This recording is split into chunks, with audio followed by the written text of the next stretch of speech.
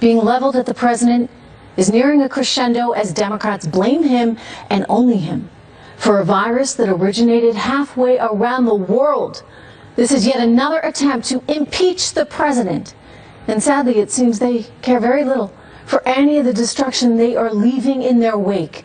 Losses in the stock market.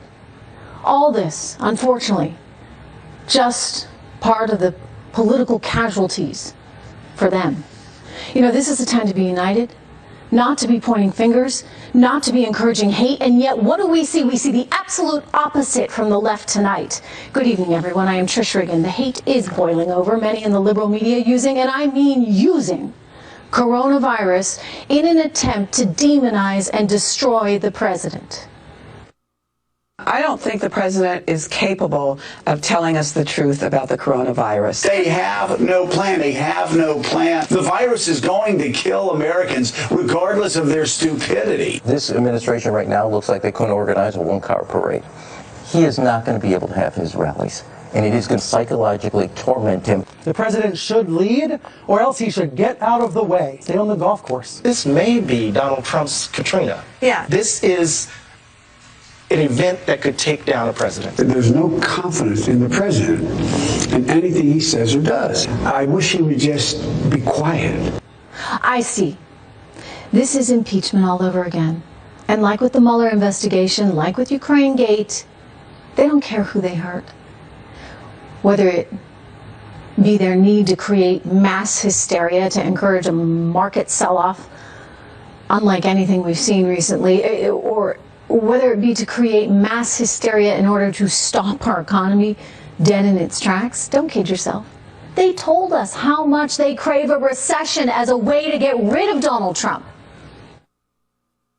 Do you see now why I say we need a recession? I know it's going to be painful, but we have to get rid of this guy. A recession is a survivable event. What Trump is doing to this country is not. Recessions are survivable events. I've been hoping for a recession. People hate me for it, but yeah, it would get rid of Trump, so you shouldn't hate me for it. I mean, recessions are really bad. People lose their jobs and I know. And we shouldn't wish. It's worth it.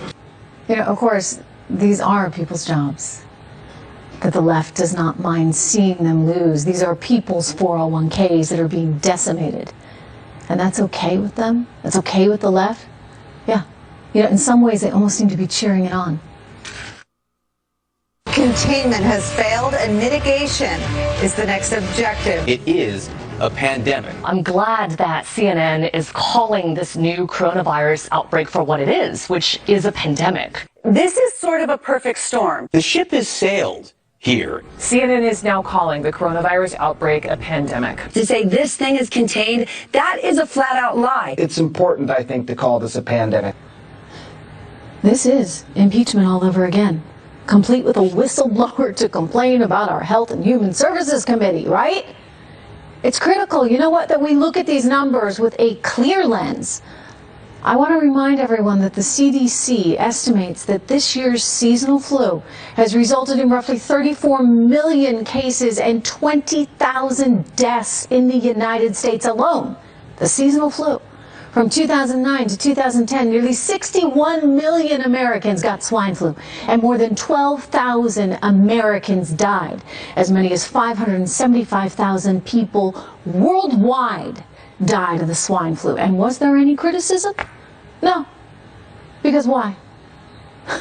Because the media didn't want to insult their precious President Obama, I suppose. You know, I spoke with a doctor on Friday who told me that the World Health Organization and others, they typically do whatever they can to get the word out. It's critical that people are aware of the problems so that the public can improve hygiene routines and health routines. This is what helps in terms of lessening the infection rate. But you know what? The media's reaction with the global town halls and CNN treating this like it's some missing plane story. What is that?